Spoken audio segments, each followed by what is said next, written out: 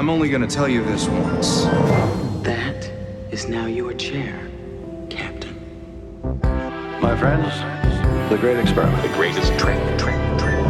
Hidden trick. Would you look at that? The greatest trick. And you people, you're all astronauts on some kind of Star Trek. The greatest trick.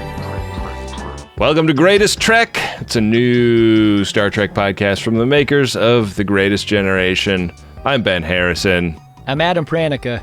Adam, we have a guest today, a beloved returning guest. It's true. We never do this. Let's Shit. let him out, shall we? Hell yeah. What's in the can? This is some very fine German lager from Knoxville, Tennessee. A little brewery called Schultzbrau, which I believe is what the Germans say for Schultz's brew. Yeah. Indeed. And yeah, it's just delightful. Their brew pub looks like a castle, but it's made out of like concrete blocks. It's got crenellations of concrete blocks.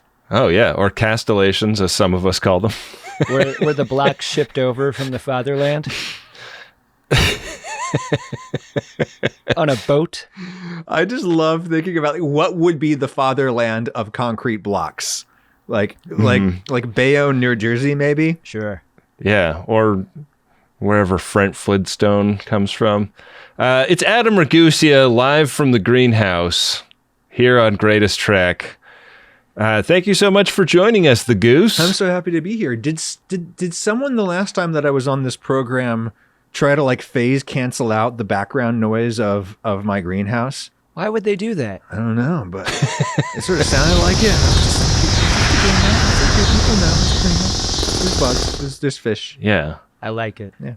Well, you come from the NPR world where there's always like the sounds of a playground in the background to establish a sense of place. Yes, that's right. Right, exactly. Where the editors would not let you layer certain sounds, so you would have to like really kind of rustle the gravel underneath your feet while you were doing the stand-up.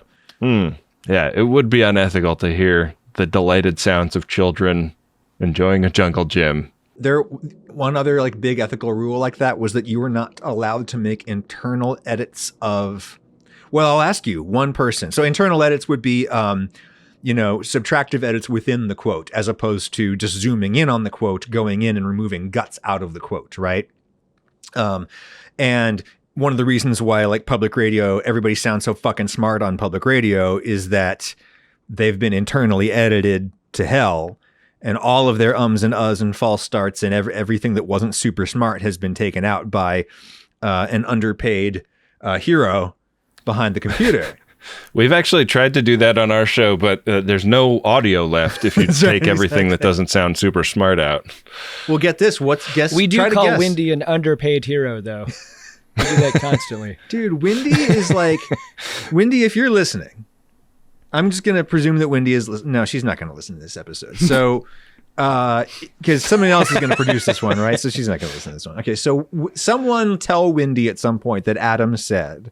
It's so fun how her like authorial voice is now coming through in the edits, and like, you know, all the fun little interjections that are clearly Wendy speaking through the editing is super fun. And it's just delightful that she's just riding the sidecar in the two-sided motorcycle those don't exist.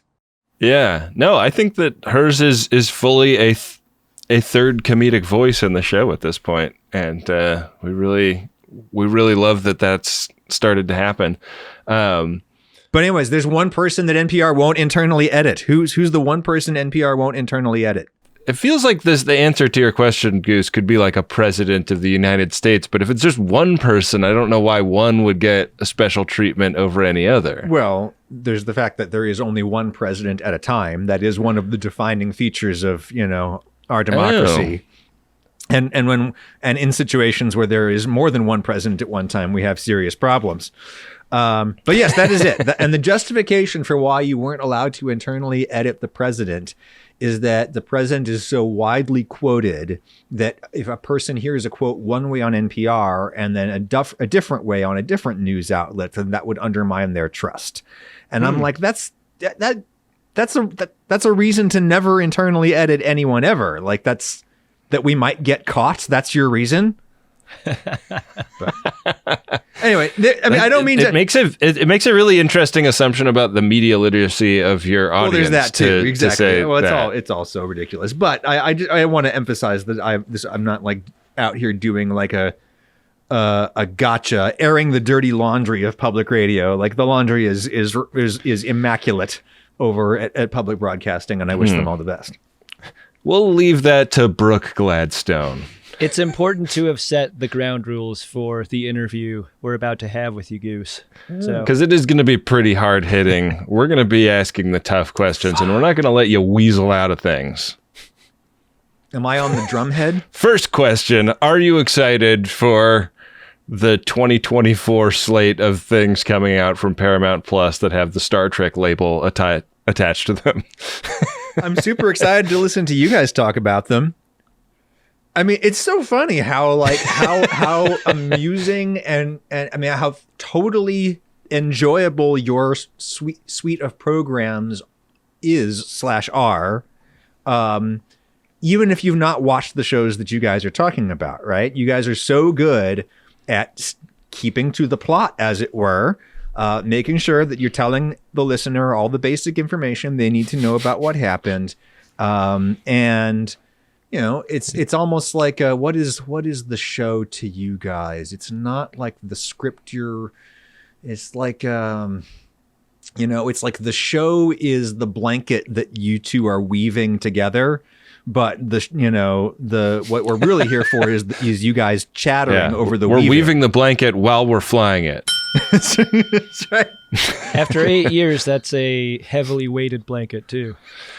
It's kind of become a death shawl at this point. Wow. You know the greatest danger facing us is an irrational fear of the unknown. Black alert. Black alert. So the plan for this episode is we'll do some Q&A stuff later, but I did want to go over everything that's coming up in 2024 because Wendy made us a great big list. It seems like the Netflix re-release of season 1 of Prodigy is happening, or I guess it will already have happened by the time this comes out. It'll come out on Christmas of 2023, and then we're expecting season 2 to drop this year, but we don't actually know. And what is the state of Prodigy? So Prodigy season 2 was basically done when Paramount Plus canceled the show and removed Prodigy from its streaming service for some creepy tax reason. And after a much deserved fan outcry, they agreed to sell it to Netflix. So Netflix now has Prodigy, and we'll get season 2. I mean, it would have been such a waste to not get season 2. Indeed. And I have shown several episodes of Prodigy to my kids. They have been delighted by it. Really could not speak more highly of that program. I think they're doing great things. Yeah, indeed. It's going to really screw up your algorithm, though. If I start watching a children's show on Netflix, my whole thing is blown. I got to set up a different profile, don't I? My God, you have no idea. You have no idea how wrecked my Netflix has been for 9 years now. Oh, that sucks. Have you thought about starting all over with a new profile? You could do that. Maybe. Maybe it's This time. has happened to my Apple Music, which I don't know if you can do profiles in it, because I play like lullabies and Raffi and stuff for Daron on the HomePod in his bedroom sometimes. And now, like, when I go to the new music tab, it's like rap banger, rap banger, rap banger, Raffi song, rap banger, Raffi song, lullaby. Yeah. Alphabetically, that kind of works. Where it gets really interesting is when they get old enough to be able to talk to Siri, and then they ask Siri for one song, and then the Siri gives them a very different song. Very, very different song. Like, do you have an example of this happening to comedic effect? Perhaps the request for a Raffi song that instead delivered a rap banger? It's karma, because this is what we do as reporters. We always like press people for examples. So, well, can you think of a time when that happened? Can you tell me about a time when that happened? Right? And then you do the hourglass question, which is, what would you make of that? This gets them to reflect. How'd that make you feel, Goose? No, they don't say how. No. He does not say how'd that make you feel, because that's touchy-feely. And there's like lots of people who don't react well to that question. Oh, yeah. Right? But if you ask people, hey, what would you make of that? Then like anyone across any culture will be able to respond to that with something, They'll be like, oh, well, that was just the biggest motherfucking thing I'd ever seen, And then they'd have to bleep it because it's public radio. But they can internally edit it because it's not the president. I mean, unless the president was saying that's the biggest motherfucking thing I've ever seen. What do you think of that? What'd you make of that? President of the Federation in your seat of San Francisco? No. San Francisco is where the Federation is based. Paris is the seat of the Federation. San Francisco is where Starfleet is based. Paris is the seat of the Federation. Correct. And isn't it kind of fucked that like one world gets both of those capitals? The Federation Earth is one among many. I mean, that's why Starfleet always gets the accusation it's a Homo sapiens only club. You know what? I always heard that line as a Homo sapien zoning club. And it still worked. Yeah. That line still worked. But also the founding members are the Tellarites, the Andorians, the Vulcans, and the humans. But you barely see Tellarites and Andorians in Starfleet ever. That's what I'm looking forward to. Come on, let's see those motherfuckers. Let's see the green ladies. The Vulcans have their own fleet. They're out there fleeting around. The Vulcan erasure in Star Trek is really something. Do you think there are embassies on other Federation worlds, though? I bet Paris isn't the only spot where business like that happens. I bet you go to Kronos and they've got the Andorian consulate building there, right? Oh man, I bet the Andorian consulate building is a lot of fun. They got more than just three-breasted cats dancing in there. Specifically the one on Kronos. Yeah, exactly. Yes. Think of the scandals involving the security detail on Kronos and Kronos call girls. Oh man. Absolutely. Oh, speaking of which, okay, so Discovery Disco is ending. The endeth of Disco. The end. Yeah, this season 5 will be the last season. We have an official log line. It will find Captain Burnham and the crew of the USS Discovery uncovering a mystery that will send them on an epic adventure across the galaxy to find an ancient power whose very existence has been deliberately hidden for centuries. But there are others on the hunt as well. Dangerous foes who are desperate to claim the prize for themselves and will stop at nothing to get it. My power cannot be hidden forever. Bury me at your peril. Or you can go the way of the Hushnak. Talk about hiding something forever. You're never going to find those guys. What if Kevin is what she found? That would be huge. Please. Huge if true. Yeah. Come on. I mean, we would have to hope beyond hope that Kevin imprisoned himself, right? And out of his guilt. Right. Who's more and evil? He is unearthed. Kevin or Emperor Georgiou?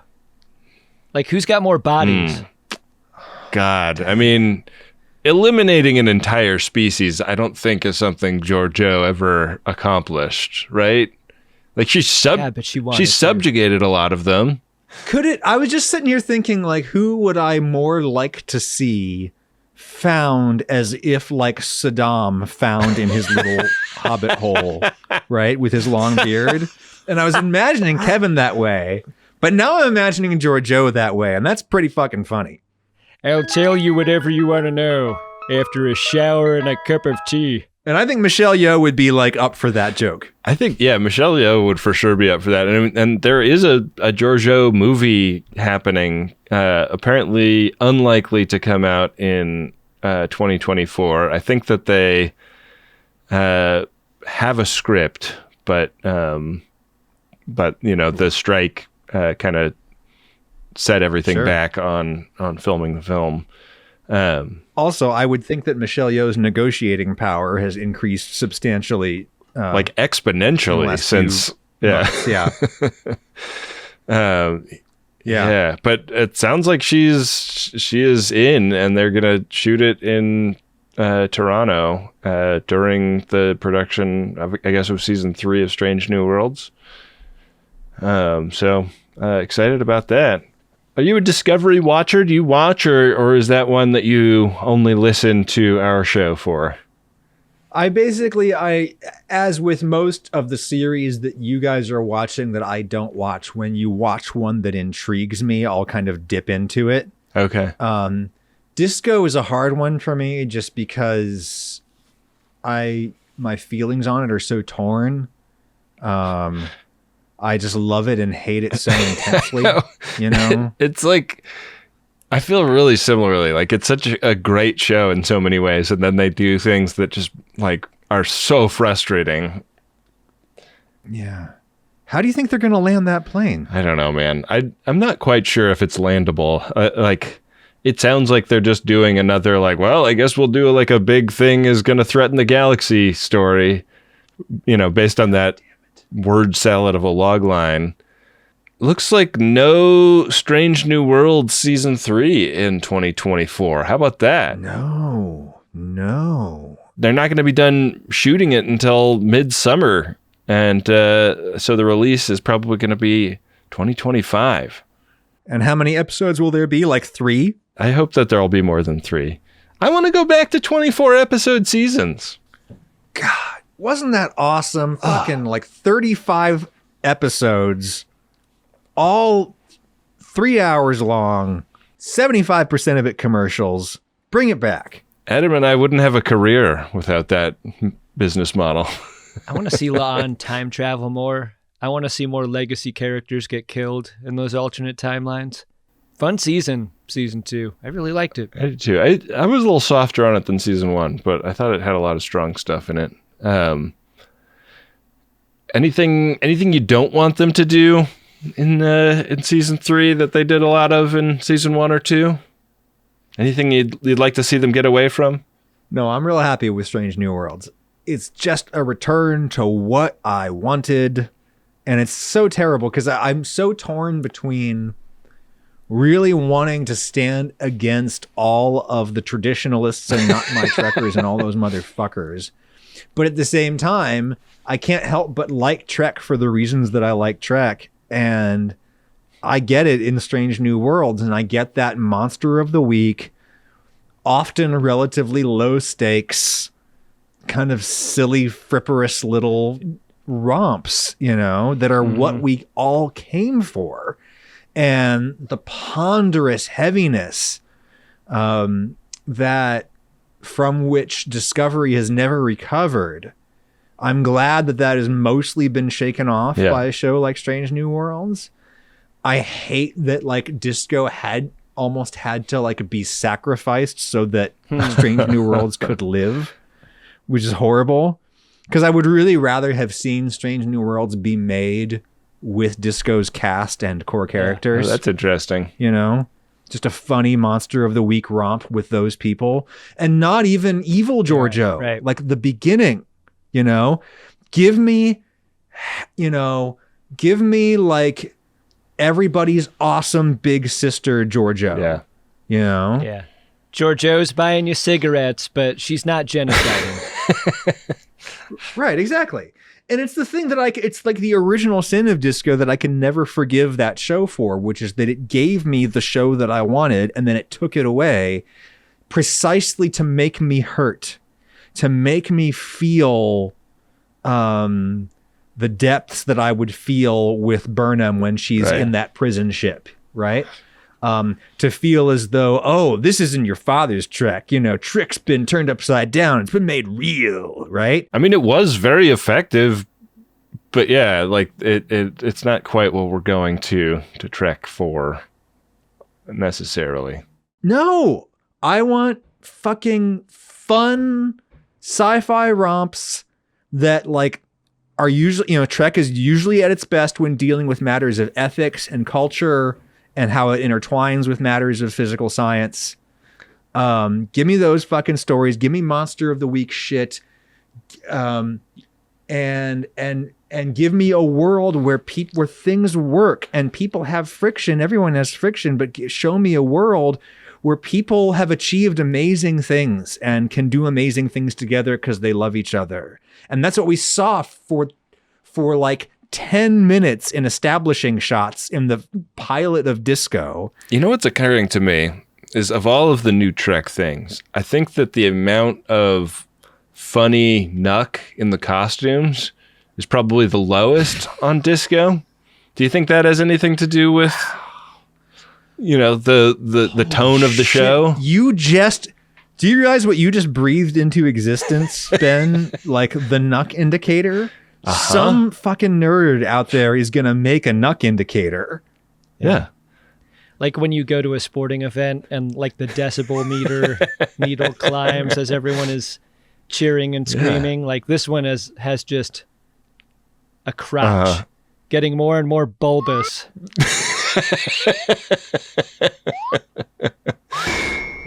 It's just a moose knuckle, and it either points this way or it points this way. Yeah. It's that simple. I know that not everything is for everyone, and I'm fine with the choices that Discovery has made. I'm kind of sad that there's only one season left, because I think it could have used more time to realize its true potential. Like, I feel like this is a premature ending to a show that maybe was starting to figure itself out. Or if it had any hope of that, it's going to need more than 10 episodes, right? Imagine if we had canceled TNG on the basis of its first 30 episodes. Or 50. Like, the first 2 seasons are super uneven. Like, Disco is going to get the total number of episodes as TNG got in its first 2 seasons. Yeah, that's the thing. These shows, they just don't get enough at-bats, and it's not fair. Yeah. So shows today have less money per minute of runtime generally, right? And so I think that means that productions move at a sort of a brisk pace. But on the other hand, they're not on that weekly schedule, that treadmill that you're on when you do a weekly show. Right. Syndicated, and all of these people downstream are depending on you, and it has to be there. It has to be the exact right length and have the exact right holes for commercial breaks and all of that. And being in that kind of situation, you know, even if you have more money per minute of runtime as they did back then, I wonder if that doesn't prompt you to make different decisions and to kind of make snap decisions, to make decisions and commit to them and move on and, you know, fail fast and spectacularly and learn and move forward, or whatever the fuck Silicon Valley shitbags say these days, right? I wonder if that wasn't better for that a show in the long run, as opposed to now, where like a lot of more time and money seems to get spent up front, kind of deciding what the show is going to be and how it's going to feel and all of that. Like, you need the certainty to get the buy-in from the people that you need it from, you know? Right, exactly. Yeah. So, I mean, you think about late season TNG episodes that were like a show about Data's fucking cat, you know? Yeah. Data's gonna like have some big thoughts about his cat for an hour in primetime network television, right? That's completely insane, but it's something that was made possible by the fact that like the syndication contracts had been written years ago, you know, and the show that they made is the show that everyone was going to take, whether they wanted it or not, right? It's not like now where like I have, you know, when I go to make a fucking video, I have to think about like, not just can I give people something because they know that Adam Ragusea will give them interesting things, or do I give them something that in and of itself can sell itself on its own terms? Right. As every piece of content in the on-demand economy must do. Whereas before, with the jam it down your throat like you're a duck being bred for foie gras, you know, economy of media, where they just jammed it right down our throats like a big hot cock. Then we were willing to kind of take whatever, and we took they just squirted episodes about Data's cat down our throats, and we took it, and it was awesome. We swallowed that loved shit. it. And now like that bond of trust is broken. Yeah, I've heard that this may be apocryphal. Maybe you can speak to this, Goose. I've heard that in pop music, like the logic now is you always try to get the hook as close to the beginning of the song as you can, and that's why there's no like long lead-in, tracks to, I guess. Start with the chorus, baby. Start with the chorus. Right. Like specifically, I guess this applies to songs that they are trying to make, hits off the album. They're not like. Doesn't apply to every cut on a record, but yeah, like pop music, you can't get away with a 3-minute intro before the lead singer starts in. It's so funny, anymore. you know where you saw that in TV? In TV, the comparable phenomenon was like the theme song. How like network, old school network show theme songs were incredibly long because people would watch them because they had no other option, and it was a way of just saving money on production time for each half-hour episode. You've got 2 minutes of Gummy Bears theme song sung by Joseph Williams, John Williams' son, who at the time was, I think, the singer in Toto. Like 2 minutes of this like fucking long multi-sectioned Gummy Bears song, right? It just, that was done and in the can for every single episode. And so it was money saving. And then when streaming took over and everybody started skipping the theme songs, then theme songs got really short. And then all of the streaming platforms built in the functionality where you can skip intro. And then the theme songs got really fucking long again. I like it thick. Should we get to some questions? We got a whole bunch of questions submitted by fans of... Oh, you want to cue my A? You two can just like saddle up next to each other and just cue my A for as long as you want, okay? We need to score a lot of laps fast. Licensed businessmen.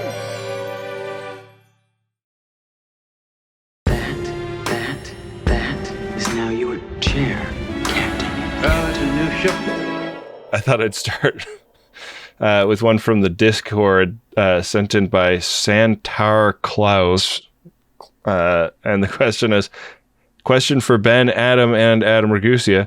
How you guys holding up? How you holding up, Pranica? I feel great. I'm greeting the end of the year with a thrashed voice. I consider this year a success. Yeah. Were you at like a sporting And event that you were cheering at, or? Yeah. I was at 2, but I wasn't screaming my head off there. Yeah. Maybe that's all that did it. Yeah, I went to both an Atlanta Falcons game and Atlanta Hawks game on back-to-back nights. But Are you in Atlanta? I was for the past 3 days. You were 4 hours south of here? What the fuck, dude? I know. Oh, Secret trip. all right. Yeah, I understand that. Not a lot of people want to get sucked into my orbit. No, I should have given you a buzz.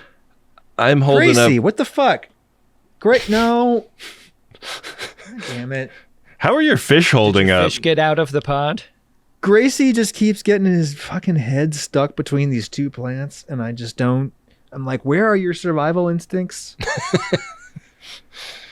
Not a lot of horsepower in that fish's brain. Gracie's a boy. I don't know if you got that memo, but it turned out that Gracie is a boy. So Gracie is not pregnant. Hey, well. And you've gone into the tank and melded with Gracie to know that? That's right, exactly. Have you put your feet He likes in the me tank? very much, but he's not the hell my whale. Do they eat the little dead skin flakes from between your toes? Is that all fish, or is that, Is that why a you have specific these breed fish? of fish? Do you have a spa Those are fish? mallfish. Is that what you have? No, that's the Southeast Asian mallfish. All right. This is a great one. I'm sorry. I'm thinking of like 15 minutes of bits on mallfish, so you should just move on. This is a great one to ask with the goose on. This is from Stolen Valor NCC 42069. Fuck, marry, kill Jerry Goldsmith, James Horner, and Stephen Barton / Frederick Weidman.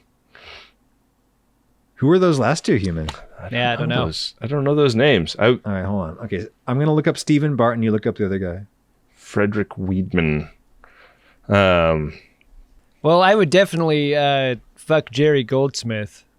Hells yeah. I work out to Jerry Goldsmith. That guy really puts lead in the pencil. So You work out in Jerry Goldsmith. I think that's my choice. Sure, and I'll marry James Horner. It seems like a marriage set to his scores, I think would be really pleasurable. Sounds nice. Now, if it was Jack Horner, how would that change your answer? Oh, even better. I think it would swap them. Okay. Born ready, Jack. Oh, okay. Stephen Barton, born 1982, the year that I was born. God, I'm such a fucking failure. Was the primary composer for season 3 of Picard. I didn't know that.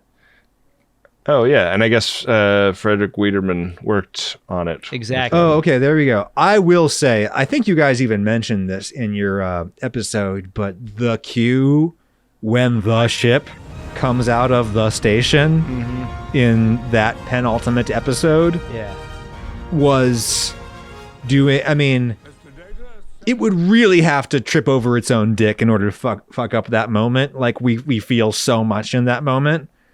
But holy shit, Stephen Barton and or Frederick Wiedemann definitely did his homework on that cue, even though he didn't have to. Because anything, he could have played the fucking Benny Hill, fucking music when that shit pulled out of the station. And it still would have worked. I saw a vanity plate that said yakety sax the other day. I was like, that's a good vanity plate. and then the entrepreneur pulls away with the "We Break for No One" bumper sticker on it from Spaceballs. Come on. Oh, the missed opportunity. Release that cut. Why aren't we in the fucking room? Why aren't we in the room where it happens? I ask. We need How to does get it in make there. you feel to not be in the room, Goose? Anyway, that was a really good music cue, wasn't it? When the ship comes out of the old the museum. Yeah. I think as a Star Trek fan, One of the most jackable moments of 2023. you just love seeing it come out. That's one of the things that makes being a Star Trek fan great. I know, exactly. For it to go in, it must come out. Zen. Here's one from C. Faravar. Wonder who that could be on the Reddit. Goodness. What Star Trek character would make the best podcast host? Jake Sisko on writing? Janeway on dogs? Trip on the best beaches in Florida? Picard era Geordi on Starfleet history? Wow. I like that there are pitches in there. Well, I mean, you think Saruce Faravar doesn't show up to a meeting with pitches? That guy is made of pitches. He's a stack of pitches. He's got binders full of pitches. He really is.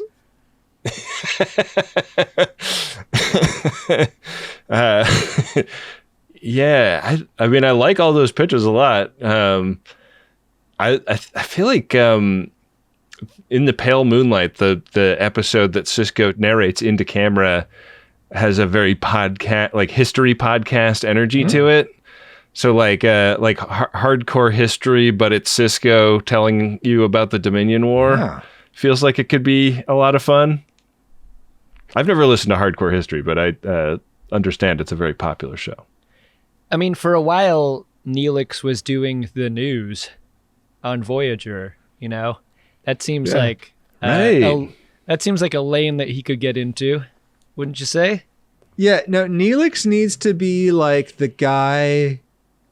You guys ever listen to New Heights, the Kelce's show? Travis and Jason Kelce, the footballmen who are brothers, and I'm one of them is aware, dating but, Travis Taylor Swift. Yeah. Yeah. Okay. So yeah, they've got like their cute ass intern Brandon. I'm pretty sure I knew what you just asked. Yeah. I feel like cute ass intern Neelix. Imagine if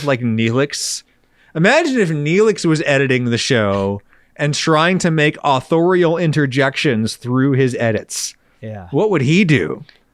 I think he'd be great at that. Yeah. Which Austin Powers clips would he use in order to comment on the situation? You're not missing anything. I looked into it. I mean, I think the Doctor on Voyager, who is a character who loves hearing themselves talk, would be a good candidate for this. Just leave him on, alone, in the sickbay, prattling on. Oh, and speaking of that one professor that Picard talks about, who just keeps talking and talking in one long, unbroken sentence. That guy. I feel like the Doctor would find a place for himself in the fragile masculinity creator economy, right? Oh yeah. Yeah. That hologram could sell a lot of boner pills. Yeah. Mark Peterson. It's a little easy, but honestly, come on. How great of an interviewer would Troy be? Troy would obviously be the Terry Gross of the 24th century, right? Yeah. Absolutely. Barclay's going to murder her, right? Like on a long enough timeline that eventually happens. Yeah, I mean, she survives to Picard season 3, but yeah, that's actually Jesus. A Star Trek is a place that's a cat and mouse game between like a Barclay that's finally totally snapped and a Troy that's trying to get away from him. I would watch that shit. That would honestly be a really, really great and subversive piece of fanfic for somebody to write that would be like a great comment on whatever kind of fucking masculinity that actor represents with his bullshit. And telling it through a Trek story. That would be rad. It's Taken, but with Jonathan Frakes playing the character out for revenge. How would Frakes deliver the line, "What's in the box"?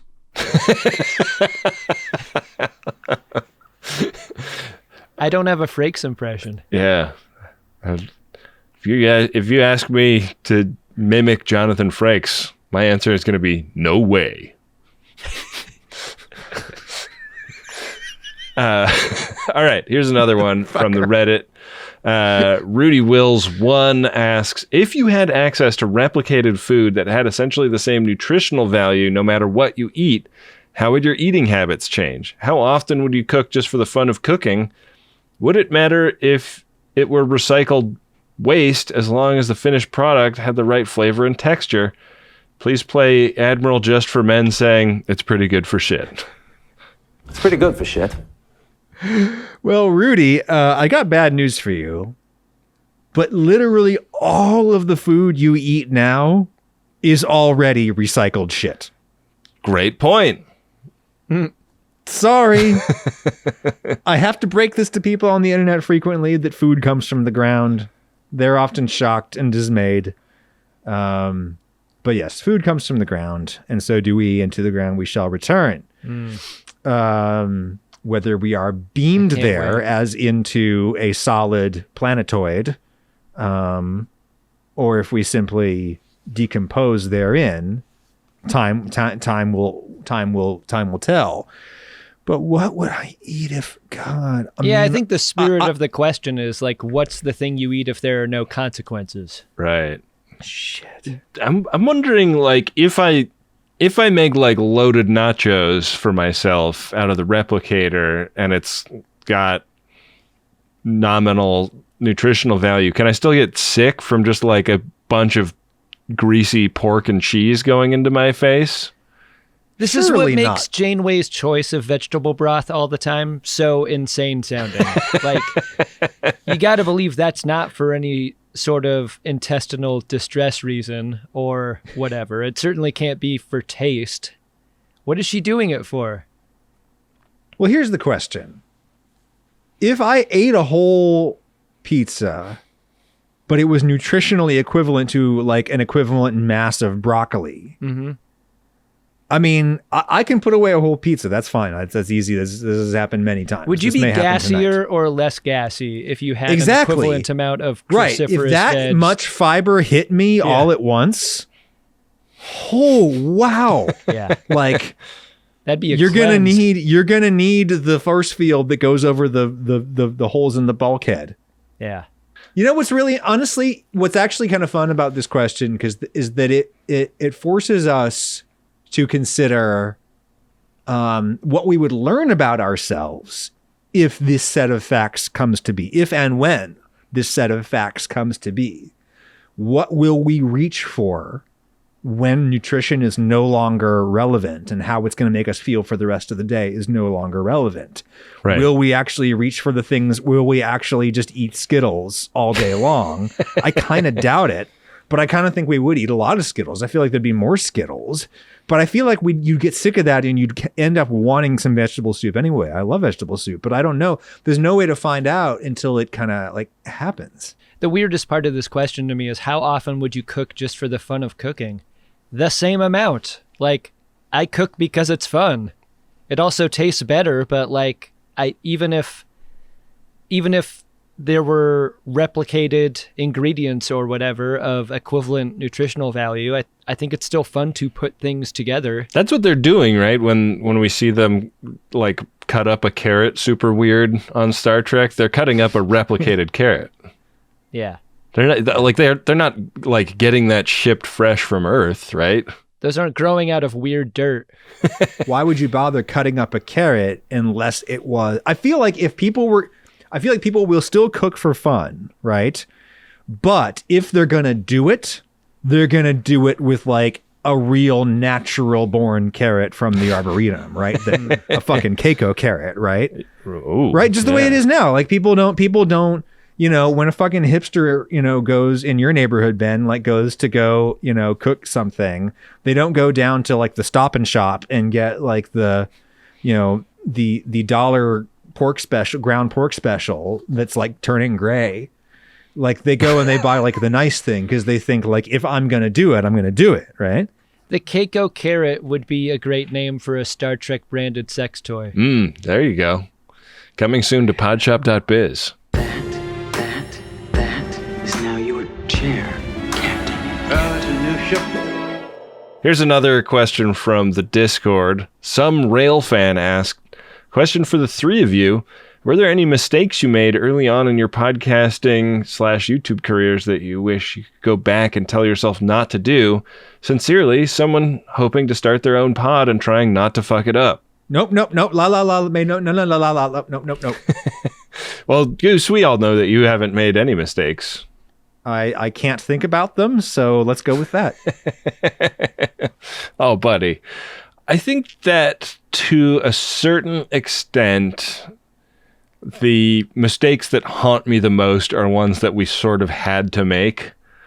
Like, I don't think that there's anything you can do to really prepare for having an audience if you've never had an audience before, or having a platform if you've never had a platform before, to use a more needlessly modernistic terminology for it.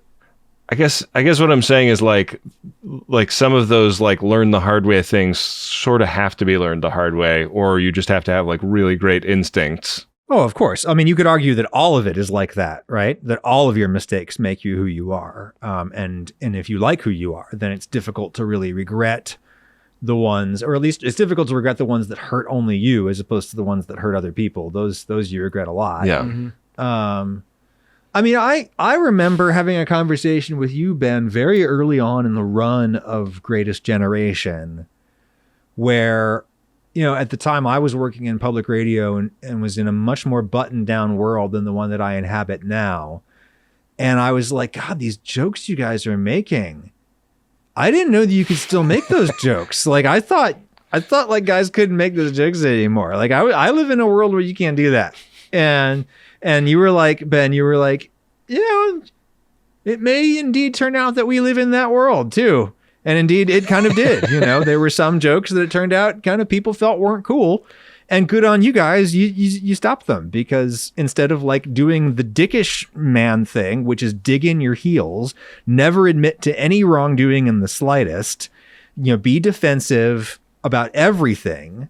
You were just like, hey, yeah, that one was kind of in poor taste, and you just move on. And that's the way it's done, and it's the way it should be done. A big part of what we do is like in dialogue with our audience. Like we're learning from them all the time, and so hearing how something hits from someone with a different perspective from you is a like major way that any person making art of any kind needs to be like receptive to in order to grow as a creative person, I think. But yeah, there are instances where people kind of feel like strongly the opposite and turn out to be like total assholes, I guess. So I don't know. Yeah, like I think that the reason I'm saying like some of those unforced errors are things that you do have to learn about the hard way is because I don't know if there's any way to know what your audience's sensitivities and interests are going to be until you have them. And indeed, exactly. And what having an audience on the internet puts lie to is the assumption that we had back in the days of traditional media, where we were thought like there was the audience. And I imagine what the audience would think about X or Y. Oh, our audience is going to love that. Oh, they're going to hate that. And, you know, if we were imagining anyone remotely like a real person in those instances, it was someone strikingly demographically similar to ourselves, right? And then once you get a real audience of actual individuated humans on the internet, and you see that, in fact, oh, there's not one right way to behave or one right way to talk. You know, there's not one set of things that's in bounds and one set of things that's out of bounds. Generally, that's bullshit. All of that is culturally contextual. And among my audience, here we are, you know, I have found that among this group of people, these certain jokes are just kind of people, you know, kind of gross people out more than make them laugh. And this set of jokes, which would in no way fly to a general audience, would totally get you, quote, you know, whatever, canceled in mainstream people. When you make them in the context of like an Uxbridge Shimoda family of media properties, like you have this bond of trust that you have developed with your audience, where people understand the place that you're coming from.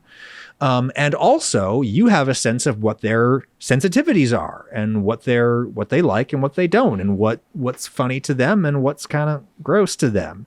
And you guys have masterfully learned that the only way you can, which is through trial and error. Right. But I don't think we've changed the show based on how much we think of the audience. Like I try to think of the audience as little as possible when we do the show. The lessons that I learn occur much later, you know? Like, I think I'm trying to make Ben laugh, and that's the whole point. Like, I can't do that and also moderate myself and still be an effective communicator. Like, all of this is like retrospective, right? This is not a conversation we have with the audience. Yeah. This is a conversation me and Ben have. And then if we're picking stuff up later or hearing about things later, like that's actionable. But like, I don't know about you, Ben, but like when I do a show, I'm not thinking about any of that. I can't think of any of that. Yeah. I wish I could remember who said this, but I was watching an interview with a director recently, and he was talking about like the Marvel films and why they've gotten so they've just become the texture of gray paste. And he was saying something along the lines of what you just said, like basically like an artist is creating art for themselves. And when you're talking about something that is created at a industrial scale by a company like Disney, like they are creating that for as many people as they can get to pay for a ticket. And so it doesn't wind up having the same value as something that an artist makes. Even if like they hire artists to make it, it's not quite the same thing. And like the thing that makes the show work has always been us trying to get a laugh out of each other, and me mostly failing. And I think Goose, like your show, like I think probably has a similar secret sauce. It's like something about the way you approach making a food dish and the way you think about like why you're doing things in a certain way and then presenting that in the way that you do is not about thinking about like how it's going to work for the audience. It's about you thinking through a recipe, I think. Indeed. And I think that generally my stuff is better the more I am myself and just let it all hang out and let it dangle. And that's honestly sorry, what was this person's name who asked the question? This is some rail fan on Discord. Okay, so person who's a fan of getting railed. My best advice to you is, aren't we all? Like, yes, we are all. We are all fans of getting railed. I love the railing arts. My best advice is, like, don't be worried about screwing up. Just get out there and do it. Like, I was successful at what I have been successful at in my life, I think, in part because I was at a place in my life where I could not be precious about it. It was do or die, and I just dangled my bits out, from my balcony in front of all the people on the street below. And it happened. That's a thing that happened. I try not to think about it, but that is the way you get better really fast, is by making an ass out of yourself in public. Right. I mean, I would say to some rail fan that they're thinking about the audience too much.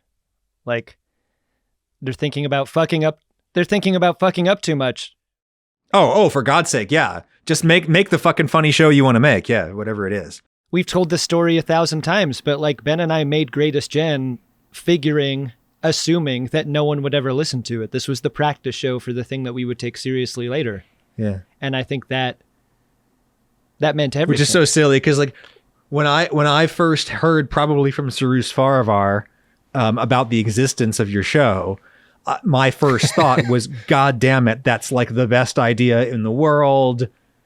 Why couldn't I come up with that? These guys, God, they must have just been cooking that for so long, because that's just so the idea. That's the idea that you bring to the game, man. That one right there.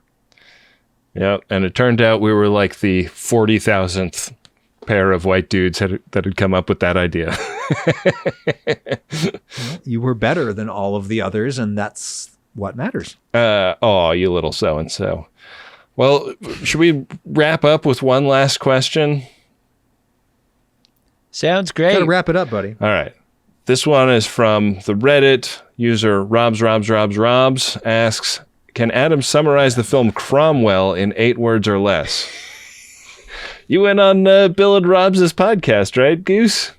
I did. You know what I did on Bill and Robs' podcast, which, by the way, so Bill and Robs, they have this very sort of, they have a very particular sort of audience support model where they basically only publish on Patreon, through their Patreon, I think. Mm-hmm. But they did make their episode with me public on the YouTube. So if you want to go and watch it or listen to it, search Bill and Robs, Ragusea, Cromwell, anything in that word cloud should get you there.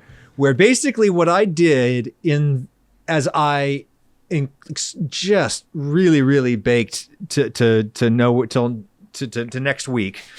Baked hard like a twice baked biscuit, like a Zwiebäck. I was baked hard like a Zwiebäck during the taping of that episode, and like I just talked at them for 2 hours. It was ridiculous about like all of the things I know about the English Civil War period, which is a lot, and like it was so fucking weird. But anyway, you know what I was doing in all of that? I was like, that was fanfic. That was friendly fire fanfic. Wow. I was acting out the friendly fire episode that a certain person's choices deprived me of. Well, 2 of the 3 hosts would have watched that movie. Yeah.